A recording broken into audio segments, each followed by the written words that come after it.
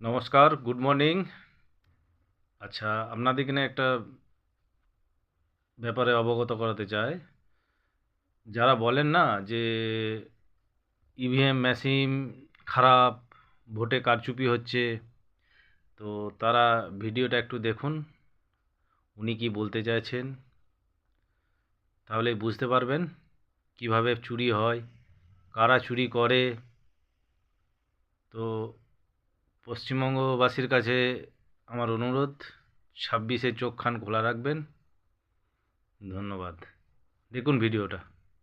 এলাকার বুথ, প্রত্যেকটা মুসলিম বুথ হয়তো 80% পোল হতো নরমালি, কোথাও 85% পোল করে দিচ্ছি।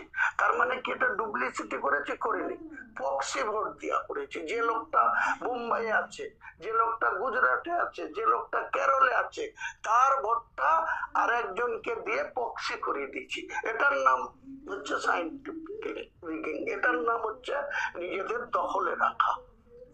কে আটকাবে? সেখানে আটকানোর, যারা আটকানোর জন্য যায় তারাই তাদের সঙ্গে সেটিং হয়ে যায়। আমি আপনাকে অকপটে বলছি।